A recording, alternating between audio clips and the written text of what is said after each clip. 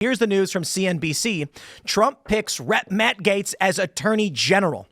Absolutely incredible. Matt has responded, "It will be an honor to serve as President Trump's Attorney General." Trump said, "It is my great honor to announce that Congressman Matt Gaetz of Florida is hereby nominated to be the Attorney General of the United States."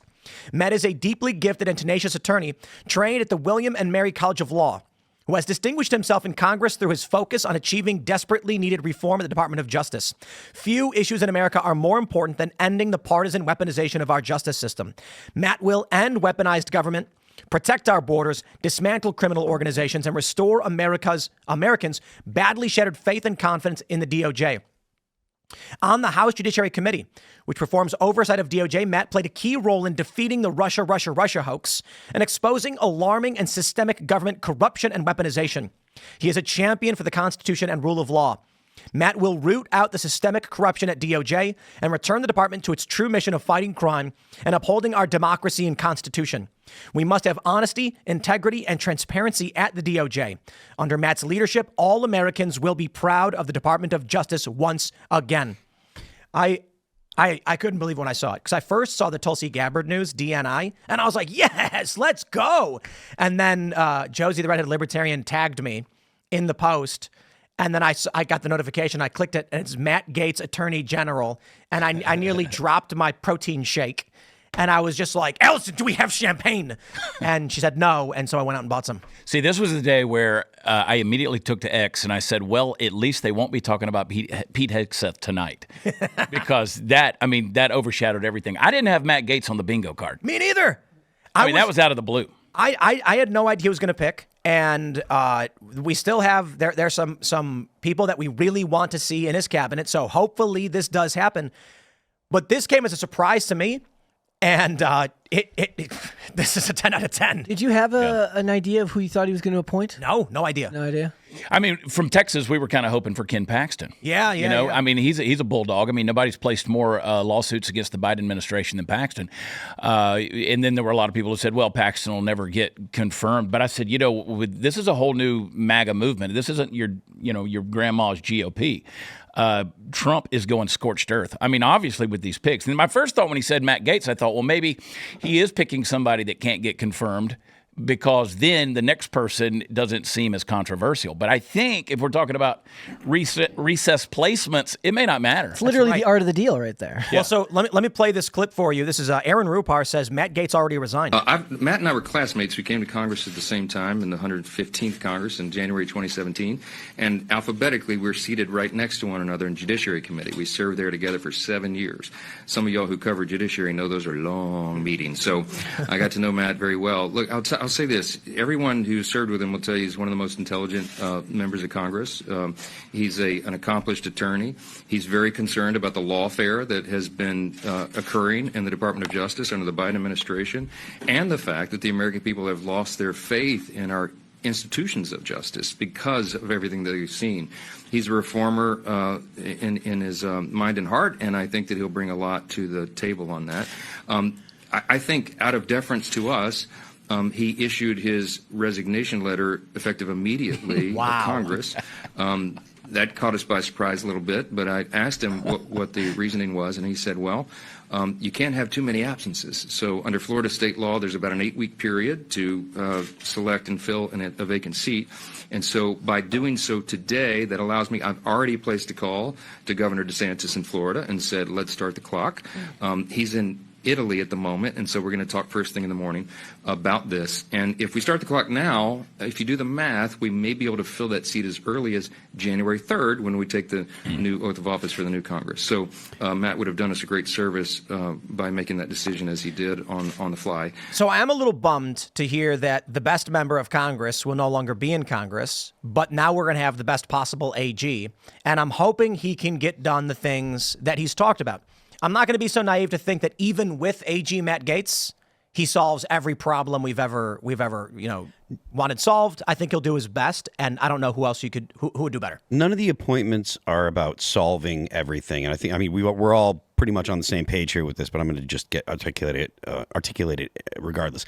These appointments, all the people that are appointments, are about having people that are not the swamp monsters, right? The people that actually will do the things that Donald Trump has promised, that will actually take real steps, tangible, real steps to roll back the administrative state, roll back the regulatory state, and roll back the power and influence of the federal government over the average person's life. I just saw a tweet today, just a few minutes ago. Elon Musk tweeted it out or retweeted it. The average person has a regulatory burden of $15,000 per person because of the additional expenses that are on everyday products and the just living in the United States because of the regulation, because of the regulatory state. That is absurd. It's ridiculous. And then as for Matt Gaetz, people that are freaking out about Matt Gaetz, they're freaking out because he will do the things that the president is looking for him to do. And when it was Barack Obama and Barack Obama's AG, he said that he's my guy, he's got my back, etc. There is not going to be much daylight between Matt Gaetz and President Trump. But Gaetz also wants revenge. And I say that somewhat tongue in cheek. Donald Trump probably is deeply upset over what they did to him. And one of the criticisms that the left is lobbing at Trump is that the reason he chose Tulsi Gabbard, Matt Gaetz, and these other individuals like Pete Hegseth is that he is trying to prevent. Now, here's how they're framing it. He's trying to prevent sound, reasoned minds from disagreeing with him. And he's pulling in a bunch of yes men. And the way the right is framing it is this time around, there will be no quiet coup against the popular president. This is a popular mandate. And already people are pissed off that this is other big news of the day, that it was Thune who won the Senate majority leadership when the people wanted Scott. So people are already starting to get worried. But with moves like this, it's looking like it's not going to matter. No, it's and I'll tell you, it's there's a lot of people out there who are worried, saying that he jumped the gun or we're going to end up losing seats in the Senate or the Congress. But the beauty of it is this is Ron DeSantis's Florida. So when you're taking people out of those seats or those people are resigning from those seats in a state like that, you're going to replace them with other good conservatives. And let's also face the fact that we've seen the lawfare that's happened over the last couple of years. Merrick Garland was a bulldog for the Biden administration, and now they're crying and weeping because Donald Trump just put a bulldog for the Trump administration in here, and they're worried about lawfare. So they're literally worried about what they've been doing now happening to them. So cry harder. But the beauty of it is we can literally, as quote, conservatives, watch the government, if not get smaller, at least a little more limited. I mean, that's what we're in this thing for, right? That's what we want. We don't, I've seen in the last few years what unelected bureaucrats in Washington, D.C., the people who are actually making the decisions, go from 2.5 million to 4.5 million. I mean, how big can we let this blob get? It's consuming everything, like you said. We want the people that have been elected to do what Republicans have been giving lip service about for the entirety of my life, to actually shrink the size of government. And I think that the people that the president has picked, the president-elect Trump has picked, are actually motivated to do those things. There was something else that Elon Musk made that relates to something Tim said earlier. He tweeted that if there are not people that are on board with Donald Trump's agenda, that are Republicans that are looking to stymie it, he's going to primary him. And if that happens, people like Tim, people like myself, we're going to be aware of it, and we're going to be out there amplifying Elon Musk's voice. We're going to be, along with a slew of other podcasters, people that are looking to hold the government accountable. And everyone is aware of how powerful X is. If you're out there and you're looking to stymie the president's agenda, the agenda that the American people have voted for, clearly, very clearly, then you're going to end up getting primaried. You're going to have people working against you. You're going to lose your seat in Congress. If you're a senator, you might lose your Senate seat. You will get primaried and you will be removed from office. I said it a little bit more forcefully. I said anyone who obstructs or blocks this confirmation, the confirmation of Matt Gaetz, I will use the full weight of whatever political influence I have to make sure you lose your primary. I will travel to speaking events. I will talk on this show. I will never forget it. And I never forgot when Shelley Moore Capito in West Virginia supported red flag laws. I won't forget it, because we're not going to play this game where you think I got 6 years in the Senate and I can just trample over the people and their rights. And then 6 years later, when the primary comes up, you forget about it.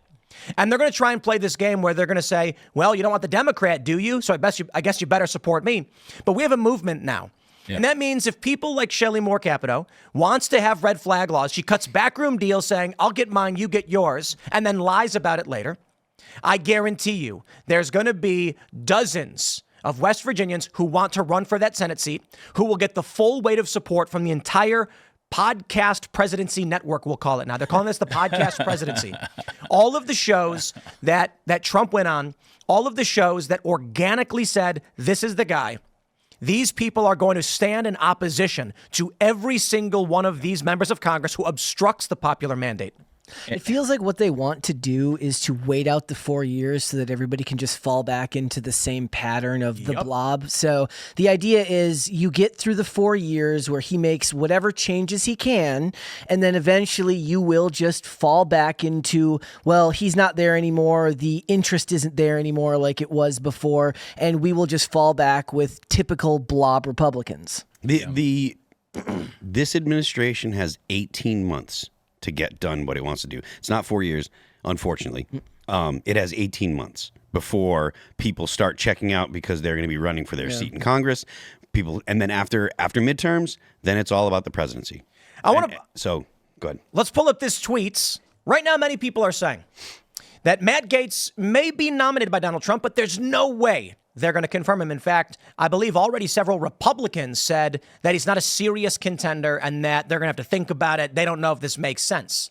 Thanks for checking out this clip from Timcast IRL.